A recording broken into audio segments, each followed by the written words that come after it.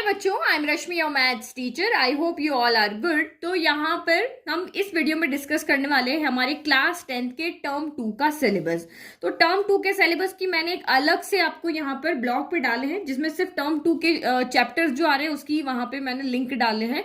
तो वो आप जाकर के देखना, लिंक मैं आपको डिस्क्रिप्शन बॉक्स में दे दूंगी, या फिर आप mathsteacher.blog पे जाकर भी देख सकते हो। तो आप लिंक डिस्क्रिप्शन में दूंगी, वहां से जाकर के आप उसको देख लेना। तो अभी तो मैंने एनसीईआरटी एग्जाम्पलर के एनसीईआरटी बुक के क्वेश्चन डाले, उसके बाद में धीरे धीरे हम आगे क्वेश्चन पेपर, लास्ट ईयर के क्वेश्चन सब कुछ वहां पे डालेंगे ताकि आप प्रैक्टिस कर सको। तो ये 5 यूनिट हमारे आ रही है जो हमारी पहले से थी। तो चैप्टर कौन कौन सा आ रहा है? क्वाड्रेटिक इक्वेशन चैप्टर 4, एपी ये आपका है चैप्टर नंबर 4, यह आपका है चैप्टर नंबर 5, अरिथमेटिक प्रोग्रेशन। फिर सर्कल्स आपका है चैप्टर 10 सबसे इजी। फिर कंस्ट्रक्शन है आपका chapter number 11, some application of trigonometry ये आपका है chapter number 9, surface area and volume आपका 13, और एक और हमारे पास आ रहा है स्टैटिस्टिक्स जो है हमारा यहाँ पर कितना 14। तो ये हमारे यहाँ पर टोटल 1 2 3 4 5 6 7 चैप्टर्स हमारे पास आ रहे हैं। टाइम बहुत कम है तो अब अभी से पढ़ना अच्छे से स्टार्ट कर देना। तो क्वाड्रेटिक इक्वेशन में आपका सब कुछ आ रहा है वर्ड प्रॉब्लम को छोड़ के। तो ये सारा आप पढ़ लेना यहाँ पर। बाकी मैं आपको सारा कुछ एनसीईआरटी बुक में टिक करवा रही हूँ। आप एक्सरसाइज खुल जा रहा है, कौन से एग्जाम्पल्स आ रहे हैं, कौन से क्वेश्चन आ रहे हैं, कौन सी आपके ऑप्शनल एक्सरसाइज में से क्वेश्चन आ रहे हैं, वो मैं आपको यहाँ पे बताऊंगी। अदरवाइज आपके टॉपिक सारे यहाँ पे लिखे हुए हैं। जो चीज डिलीट हुई है यहाँ पे लिखी हुई है कि problem on equation reducible to quadratic equations are excluded. तो यानी कि वर्ड प्रॉब्लम इस क्वाड्रेटिक इक्वेशन से रिलेटेड जो भी वर्ड प्रॉब्लम है वो आपको यहां पर नहीं करनी है। और एक आपका यहां पर जो सॉल्यूशन है क्वाड्रेटिक इक्वेशन का, एक हम मिडिल टर्म स्प्लिट करके करते हैं और एक क्वाड्रेटिक फॉर्मूले से करना है। तो एक यहाँ पे क्रॉस मल्टीप्लीकेशन मेथड है, वो भी आपका यहाँ पर नहीं आ रहा है। तो बस आपको कुछ नहीं करना, अपनी एनसीईआरटी बुक खोलो और मेरे साथ में बस यहाँ पे टिक करते जाओ क्या आ रहा है क्या नहीं आ रहा है। तो ये हमारा चैप्टर स्टार्ट हो गया, क्वाड्रेटिक इक्वेशंस। तो यह आपकी वर्ड प्रॉब्लम दिख रही है ना, represent the following situation mathematically, यानी आपको क्वाड्रेटिक इक्वेशन बनानी। तो एग्जाम्पल 1 के आगे आप यहाँ पे क्रॉस लगा लो, या फिर तो आप यहाँ पे क्रॉस लगाते जाओ साथ में, या एक साथ नोट करके यहाँ पे लिख सकते हो कि ये क्वेश्चन हमें नहीं करना है। तो ये हो गया, ये एग्जांपल 2 आपको करना है। फिर एक्सरसाइज आप 4.1 के अंदर जाते हो तो क्वेश्चन नंबर 1 आपका पूरा का पूरा आ रहा है, लेकिन क्वेश्चन नंबर 2 आपका पूरा वर्ड प्रॉब्लम से रिलेटेड है, तो हमें ये पूरा नहीं करना है। तो 1 2 4 आपके ये 4 क्वेश्चन हो रहे हैं ना यहाँ पे, तो आप क्वेश्चन 2 पे यहाँ सीधा का सीधा क्रॉस लगा लो जैसे मैंने लगा रखा है। ये आपको यहाँ पे टर्म 2 लिख दो कि ये आपका नहीं आ रहा है। फिर नेक्स्ट आपका यहाँ पे टॉपिक है solution of quadratic equation by factorisation. तो ये हमारा पूरा आ रहा है। एग्जाम्पल 3 करना है, 4 करना है, 5 करना, टिक करते जाओ फटाफट से। और एग्जाम्पल आपका यहाँ पर 6 आपको यहाँ पे करना है। फिर उसके बाद 4.2 एक्सरसाइज में आते हो, 1 करना है आपको, 3 4 5 6 आपको नहीं करना है, क्योंकि ये सारी हमारी फिर से क्या है वर्ड प्रॉब्लम है। फिर यहाँ पे solution of a quadratic equation है। तो फर्स्ट मेथड आपका कंप्लीटिंग द स्क्वायर है। तो ये मेथड हमें पूरा का पूरा यहाँ पे नहीं करना है, इस मेथड का हमें कोई क्वेश्चन यहाँ पे नहीं करना है। तो आप एग्जाम्पल टिक करते जाओ। हमें एग्जाम्पल 7 नहीं करना है, फिर हमें एग्जाम्पल नंबर 8 नहीं करना है, फिर एग्जाम्पल आपको 9 नहीं करना है। बट आपको इसके बाद आपका क्वाड्रेटिक फॉर्मूला यहाँ पे आ जाता है, तो फिर हमें ये क्वाड्रेटिक फॉर्मूला तो सॉल्व करना है। तो आपको एग्जांपल नंबर 10 जो है सॉल्व करना है, लेकिन क्वाड्रेटिक फॉर्मूला से सॉल्व करना है, तो हम इसको सॉल्व करेंगे। तो ये जो आपकी इक्वेशंस यहाँ पे दी हुई है ना, आप इनको क्वाड्रेटिक फॉर्मूला से भी सॉल्व कर सकते हो, मिडिल टर्म स्प्लिटिंग से भी सॉल्व कर सकते हो, लेकिन कंप्लीटिंग द स्क्वायर मेथड से आपको नहीं करना है। फिर एग्जाम्पल नंबर 11 देखो इस तरह से क्रॉस लगा लो, नहीं करना है। एग्जाम्पल नंबर 12 नहीं करना है। फिर आपका यहाँ पे 13 आपको करना है, क्योंकि क्वाड्रेटिक इक्वेशन को क्वाड्रेटिक फॉर्मूला से हम यहाँ पे सॉल्व करेंगे। फिर नेक्स्ट आपका यहाँ पर हो गया एग्जाम्पल ये 14, ये सबसे इंपॉर्टेंट क्वेश्चन है, ये बहुत बार एग्जाम में आता है, डायरेक्ट आपको पूछेंगे फाइंड द रूट्स। तो ये क्वेश्चन आपका इंपॉर्टेंट है, इसको करना है। फिर अपस्ट्रीम डाउनस्ट्रीम वाले क्वेश्चन आपके हट गए, ये आपको बिल्कुल नहीं करने, और ये इसी में आपको सबसे ज्यादा कंफ्यूजन रहता था ना। 4.3 पे आते हैं। तो 4.3 आपकी कंप्लीटिंग द स्क्वायर मेथड है। तो इस मेथड से इन इक्वेशन को सॉल्व नहीं करना है, बट आप इन इक्वेशन को जो आपका दूसरा मेथड है क्वाड्रेटिक फॉर्मूला, उनसे जरूर आप सॉल्व कर लेना। ये यहाँ पे by the method of completing square लिखा ना, ये नहीं करना। तो क्वेश्चन नंबर 2 आपका करना है, जिसमें यही इक्वेशन है और इनको इस मेथड से सॉल्व करना है। तो फिर हमारा ये क्वेश्चन नंबर 3 फिर से बहुत इंपॉर्टेंट है, ये भी आपको करना है। फिर 4 से लेकर 11 तक एक भी क्वेश्चन नहीं करना। ये सारी वर्ड प्रॉब्लम है, तो हमें 4 से लेकर 11 तक एक भी क्वेश्चन नहीं करना है। फिर नेचर ऑफ रूट्स, तो ये हमारा एज इट इज आ रहा है। तो इसके बाद में हमारा एग्जाम्पल नंबर 17 फिर से वर्ड प्रॉब्लम है, हमें नहीं करना है।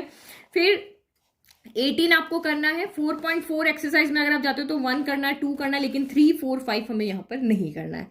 कर लिया आपने टिक, मैंने आपको अच्छे से एक्सप्लेन कर दिया। अब मेरे साथ साथ इसको टिक करते जाओ। फिर नेक्स्ट चैप्टर आपका यहाँ पर क्या है, एपी है।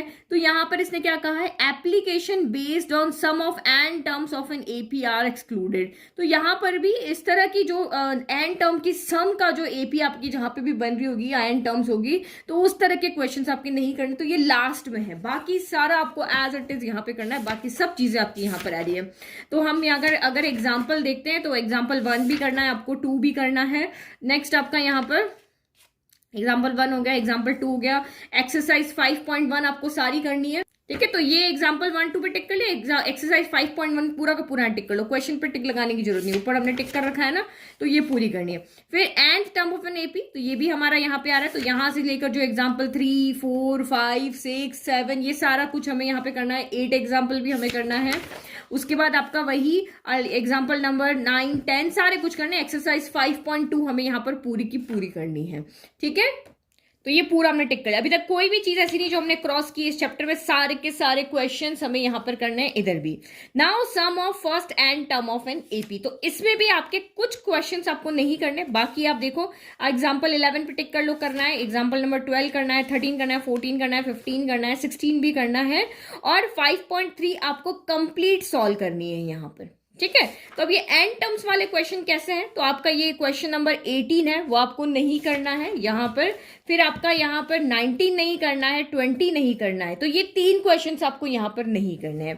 फिर नेक्स्ट आपकी ऑप्शनल एक्सरसाइज है, तो ऑप्शनल एक्सरसाइज में आपको यहाँ पर ये नहीं करना, 4 नहीं करना और 5 नहीं करना, बाकी आपको 1, 2, 3 इसमें पूरा करना है। ठीक है, तो ये जो स्टैंडर्ड वाले बच्चे हैं ना, वो वाले जो बच्चे हैं वो 5.3 और ये 5.4 के क्वेश्चन आप अच्छे से देखना है, क्योंकि सब्जेक्टिव पेपर है, इस तरह के क्वेश्चन आपके आ जाएंगे। अभी भी पेपर बहुत से, देखो 12th के अंदर मैथ्स का पेपर कितना टफ आया था, तो कुछ नहीं कह सकते, पेपर कैसा भी आ सकता है। फिर नेक्स्ट है आपका चैप्टर नंबर 10 सर्कल्स, तो सर्कल में कुछ भी डिलीट नहीं हुआ, इसमें आपकी सिर्फ दो ही एक्सरसाइज है, टेंजेंट टू और सर्कल से रिलेटेड 10.1, और देखो कितनी छोटी एक्सरसाइज है। तो कुछ तो फिल इन द ब्लैंक्स है, फिर आपका ये भी ऑब्जेक्टिव है, तो मेनली तो आपका ये क्वेश्चन हुआ, और फिर आपके यहाँ पे तो 2-3 थ्योरम है, उन थ्योरम से रिलेटेड आपके यहाँ पर क्वेश्चन है। थ्योरम 10.2 है, तो बहुत छोटी छोटी थ्योरम्स है, एक थ्योरम है इसके अंदर, देखो एक थ्योरम आपकी यहाँ पर है, 10.1 थ्योरम से रिलेटेड 10.1 एक्सरसाइज है, और 10.2 थ्योरम से रिलेटेड आपकी यहाँ पर 10.2 एक्सरसाइज है। तो कुछ भी नहीं, कुछ इसमें काटना है, सब कुछ सॉल्व करना है। तो 10.2 भी पूरा का पूरा सॉल्व करना है। तो आप चैप्टर के स्टार्टिंग में ही यहाँ पे लिख दो नो डिलीशन, कुछ भी इसमें से डिलीट नहीं हो रहा है। फिर नेक्स्ट आपका चैप्टर सर्कल्स के बाद कौन सा है, कंस्ट्रक्शन। तो कंस्ट्रक्शन में बहुत कुछ काट दिया है। तो कंस्ट्रक्शन में देखो आपको क्या दिया है, division of A line segment in the given ratio. तो एक टॉपिक आपका यहाँ आ रहा है division of A line segment, तो इससे रिलेटेड आपका यहाँ पर कोई एग्जाम्पल नहीं है, सिर्फ डिवीजन लाइन सेगमेंट हम दो तरीके से उसको डिवाइड करते हैं कि आपका ये तरीका बता रखा है स्टेप्स ऑफ कंस्ट्रक्शन, एक ये तरीका बता रखा है। तो इससे रिलेटेड हमारा यहाँ पे, और इस चैप्टर के लिए आपको कहीं से बाहर से पढ़ने की जरूरत नहीं, ओनली आप एनसीईआरटी बुक पढ़ लोगे इनफ है। तो एग्जाम्पल नंबर 1 को काट दो, ये नहीं आएगा क्योंकि ट्राइंगल से रिलेटेड आपका कंस्ट्रक्शन नहीं है। एग्जाम्पल नंबर 2 है, इसको भी आप यहाँ पे काट दो, और 11.1 में आपको सिर्फ ये फर्स्ट वाला क्वेश्चन करना है, बाकी कोई क्वेश्चन नहीं करना। तो जो फर्स्ट टॉपिक आपको दिया हुआ है ना, ये वाला, इस पे सिर्फ आपका बुक के अंदर एक ही क्वेश्चन है और कोई क्वेश्चन ही नहीं है। तो 11.1 में से फर्स्ट क्वेश्चन करना है, बाकी 2 से लेकर 7 तक सारे के सारे काट दो। तो ये चैप्टर तो अगर आप करो ना तो 1-2 घंटे में आपका पूरा का पूरा सॉल्व हो जाए। फिर नेक्स्ट टॉपिक है आपका tangent to a circle from a point outside. तो इससे रिलेटेड आपकी पूरी की पूरी सेकंड एक्सरसाइज है, तो ये आपको पूरी की पूरी करनी है ये वाली। तो इसका रिलेटेड आपका एग्जाम्पल भी कुछ नहीं है, तो एग्जाम्पल तो इसके अंदर एक भी नहीं करना है, सिर्फ आपको 11.2 एक्सरसाइज के ये 7 क्वेश्चन करने हैं, और एक क्वेश्चन आपको यहां से करना है 11.1 से। तो टोटल आपको 8 क्वेश्चन करने, 8 क्वेश्चन करते ही आपका चैप्टर खत्म हो जाएगा। तो जो जल्दी जल्दी सिलेबस खत्म करना चाह रहा है ना, वो इस चैप्टर से स्टार्ट करो, बहुत ईजी चैप्टर है, बहुत अच्छे से मैंने अपने वीडियोज में एक्सप्लेन किया है, कहीं पे कोई जानने की जरूरत नहीं, सिर्फ आप वीडियो देखो। जो भी चैप्टर्स आपके आ रहे हैं ना, उसके लिंक मैं अभी यहाँ डिस्क्रिप्शन बॉक्स में भी दे दूंगी। फिर नेक्स्ट चैप्टर आपका है सम एप्लीकेशन ऑफ ट्रिग्नोमेट्री, तो ये भी आपका नो डिलीशन, इस चैप्टर में से भी आपका कुछ भी डिलीट नहीं हो रहा है, इसमें सिर्फ एक ही एक्सरसाइज है, और अगर आप इसको अच्छे से समझोगे तो ये भी बहुत इजी एक्सरसाइज है। तो ये आपको पहले कर लेना चाहिए, ये आपको यहाँ पे कर लेना चाहिए। क्वाड्रेटिक इक्वेशन में भी जो वर्ड प्रॉब्लम हट गई, तो ये वाला चैप्टर भी आपका बहुत ईजी हो गया है। तो देखो ये भी मैं आपको दिखा देती हूँ, ये आपका चैप्टर नंबर कौन सा है, 9 है। तो हमने आधा चैप्टर तो पहले 8 हमने कर लिया था, ये बिल्कुल अलग चैप्टर है, अलग तरीके का चैप्टर है, फिगर्स बनाना बनाने या फिगर बनाने आपको बहुत अच्छे तरीके से आने चाहिए। तो इसमें भले आपका यहाँ पे लिखा हुआ है कि इसमें से problem should not involve more than 2 right triangle, तो इस तरह का कोई फिगर यहाँ पे है भी नहीं, ठीक है। और angle of elevation depression should be only, तो ये आपके एंगल ऑफ एलिवेशन और डिप्रेशन इतने से में ही बनते हैं। राइट एंगल ट्राइंगल बनेगा तो एक तो 90 आएगा ही आएगा, बाकी तो आपके यही आएंगे। तो ये भी चैप्टर आपको, क्योंकि इसमें भूलते बहुत तो इसको प्रैक्टिस बहुत करने की जरूरत है। तो इसमें आपको ये एंगल ऑफ एलिवेशन क्या होता है, डिप्रेशन क्या होता है, ये पढ़ना है, एक भी एग्जाम्पल नहीं छोड़ना है, सारे एग्जाम्पल करने। बहुत इंपॉर्टेंट चैप्टर है। और एक्सरसाइज 9.1 अगर हम देखते हैं तो इसमें टोटल 16 क्वेश्चन है। तो 16 क्वेश्चन आप करोगे और आपके एग्जाम्पल यहाँ पर कितने थे, 7 एग्जाम्पल है, तो 16 और 7 यानी कि ओनली 23 क्वेश्चन करते ही आपका ये चैप्टर हो जाएगा खत्म। तो ये आपको ज्यादा से ज्यादा 2 दिन में आपका कर लोगे, तो 2 दिन में आपका ये खत्म हो गया, 2 घंटे में आपका कंस्ट्रक्शन खत्म हो गया। तो 2 चैप्टर तो देखो आप यहाँ पे 3 दिन में आराम से कर सकते हो। नाउ नेक्स्ट चैप्टर आपका क्या है, सरफेस एरियाज एंड वॉल्यूम। तो सरफेस एरियाज एंड वॉल्यूम में भी आपका problem with combination of 2 not more than 2 different solid be taken. तो ऐसा कोई क्वेश्चन बुक के अंदर है ही नहीं कि उसमें 2 ही सॉलिड लेके उनका कॉम्बिनेशन बनाया है, 2 से ज्यादा सॉलिड लिए ही नहीं है। तो इसमें से आपका मेजर टॉपिक एक हट रहा है, बाकी आप यहां से देखते जाओ। चैप्टर नंबर 13 पूरा मैं जहां तक बोलूँ ना, एग्जाम्पल 1 करना है, फिर आपको यहाँ पे एग्जाम्पल 2 भी करना है, एग्जाम्पल 3 भी करना है, फिर आपको यहाँ पे एक्सरसाइज 13.1 पूरा करना है, फिर कॉम्बिनेशन ऑफ सॉलिड ही आपका यहाँ पर पूरी की पूरी एक्सरसाइज सॉल्व कर लिया। फिर आपका एग्जाम्पल आपको यहाँ पे 5 करना है, 6 करना है, 7 करना है, 13.2 एक्सरसाइज है, ये भी आपको पूरी की पूरी यहाँ पर सॉल्व करनी है।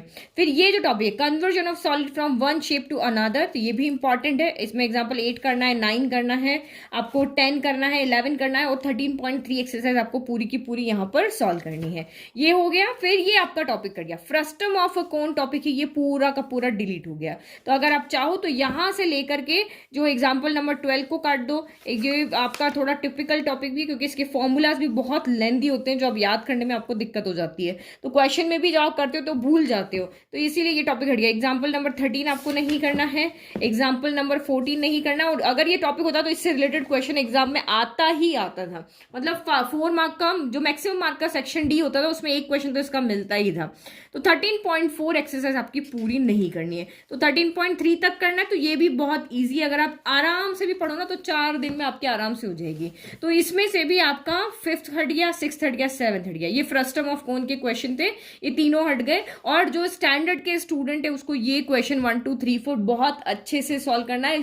बेसिक वाले भले इस ऑप्शनल एक्सरसाइज को छोड़ देना, लेकिन स्टैंडर्ड वाले बच्चे इन 4 क्वेश्चन को अच्छे से करना, क्योंकि ये सेक्शन डी के क्वेश्चन है और इनको आपको अच्छे से पढ़ करके जाना है। अगर टफ क्वेश्चन बनता है तो इस तरह के क्वेश्चन वहां पे आपको मिलेंगे ही मिलेंगे। और ये क्वेश्चन आप चाहे चेक कर लेना, ये एग्जाम में आए हुए हैं, स्पेशली ये 4th वाला क्वेश्चन, ठीक है। तो ये आप लोग मत, बिल्कुल भी मत छोड़ के जाना।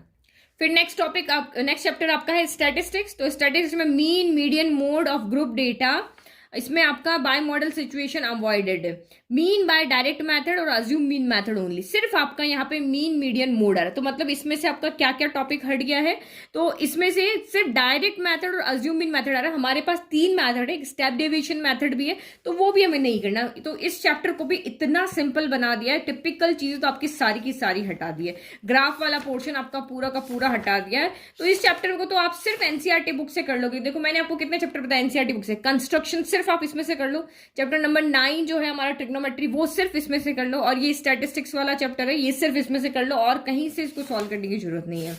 तो ये चैप्टर नंबर 14 है हमारा। तो देखो यहाँ पे 3 मेथड है, तो ये हमारा मीन हो गया। तो इसमें आप देखते रहो, एग्जाम्पल नंबर 1 करना है आपको, और फिर आपका यहाँ पे एग्जाम्पल नंबर, ये सारे आपको समझा रखे अलग अलग तरीके से। एग्जाम्पल नंबर 2 करना है, एग्जाम्पल नंबर आपको यहाँ पर 3 करना है, और स्टेप डेविएशन। तो क्वेश्चन तो आपको इस चैप्टर में इस एक्सरसाइज के सारे करने हैं जो आपकी 14.1 है, लेकिन आपको स्टेप डेविएशन मेथड नहीं करना है।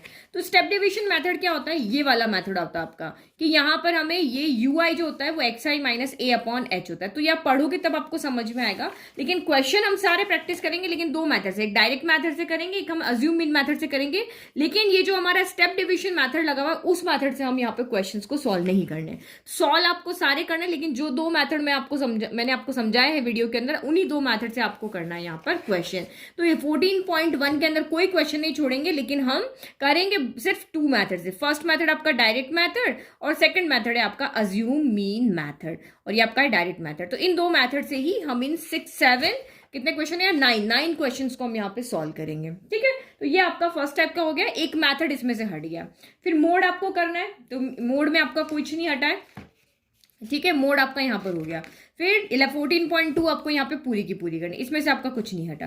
फिर नेक्स्ट आपका मीडियन, मीडियन में भी आपका कुछ यहाँ पे हटा नहीं है। तो मीन मोड मीडियन तो आप पहले से पढ़ते आए हो, कोई नया तो है नहीं ना। तो ये मीडियन भी आपका यहाँ पे क्यूमुलेटिव फ्रीक्वेंसी हम ग्राफ बनाते हैं, क्यूमुलेटिव फ्रीक्वेंसी टेबल बनाते हैं, फिर n/2 से देखते हैं, तो वो हो गया। तो अब इसके बाद में ये मीडियन भी आपका हो गया यहाँ पर 14.3। तो सारे एग्जाम्पल नंबर 8 तक करना है, 14.3 आपको पूरी की पूरी करनी है। ठीक है, तो मीडियन में भी कोई प्रॉब्लम नहीं। अब यहां से आपका ये टॉपिक पूरा का पूरा हट गया। इस आगे स्टेप डिवीजन मेथड था, यहां से ये वाला graphical representation of cumulative frequency distribution. तो इसमें भी बच्चों को बहुत प्रॉब्लम होती थी, तो ये टॉपिक भी उन्होंने हटा दिया। इस तरह से हमारे यहाँ पे ग्राफ बनते थे। तो एग्जाम्पल नंबर 8 और 14.3 एक्सरसाइज तक आप यहाँ पे टिक कर लो। इससे आगे हमें यहाँ पर ये देखो, यहाँ पे इस तरह से टिक कर लो कि भाई इससे आगे हमें नहीं जाना, ये टॉपिक से हमें आगे पढ़ना ही नहीं, ये टॉपिक से आगे हमारा चैप्टर आ ही नहीं रहा। ठीक है, तो आपको सिर्फ 289 जो पेज नंबर है ना, वहीं तक आपको पढ़ना है, उसके बाद आपको नहीं पढ़ना है। तो ये आपके जो ग्राफ है ये आपके बिल्कुल भी नहीं आ रहे हैं। तो ये टॉपिक भी आपका हो गया। तो मीन मीडियन मोड आपने पहले से पढ़ रखा है। तो ये देखो, ये स्टेप डिवीजन मेथड का फॉर्मूला होता है, ये वाले फॉर्मूले से हमें क्वेश्चन को सॉल्व नहीं करना है, या अज्यूम मीन मेथड से हमें सॉल्व करना है, या फिर आपका ये जो डायरेक्ट मेथड वाला फॉर्मूला ना, इससे सॉल्व करना है। तो आपने नोट डाउन कर लिया। अब जल्दी से अपनी पढ़ाई को स्टार्ट कर लो। मैं आपको सारी प्ले लिस्ट प्रोवाइड करवा दूंगी, वहां से आप आराम से नोट्स जैसे हमारे सामने तुम पढ़ के सॉल्व करते ना, क्योंकि सब चीज आप वीडियो देख करके नहीं सॉल्व कर सकते हो कि पूरी पूरी एक्सरसाइज के पहले आप वीडियो देखोगे फिर आप क्वेश्चंस को सॉल्व करोगे, तो वो पॉसिबल नहीं है। 1-2 क्वेश्चन जो नहीं समझ में आते उनका वीडियो देखो, इंट्रोडक्शन वीडियो देखो, उसके बाद क्वेश्चंस को सॉल्व करने की खुद से ट्राई करो। नहीं आता है तब जाके वीडियो देखो, क्योंकि टाइम बहुत कम है और आपको इसी टाइम में इन पूरे पूरे चैप्टर्स का सॉल्व करना है। तो आप टारगेट लेकर के चलो, जो अभी मैंने 3 चैप्टर बताए उसको 1 हफ्ते में सॉल्व कर लो, बाकी के चैप्टर्स को आप चाहे 1-1 हफ्ता लेकर भी सॉल्व करो। तो 15 जनवरी से पहले पहले अपना सिलेबस कंप्लीट कर लो, अपना टाइम टेबल आप यहाँ पे खुद से बना लो। ठीक है, तो आई होप आपको ये पूरा यहाँ पर हेल्प करेगा कि क्या क्वेश्चन पढ़ने, ये अब क्लियर हो चुका है तो अब अपनी पढ़ाई को स्टार्ट कर दो। Thank you.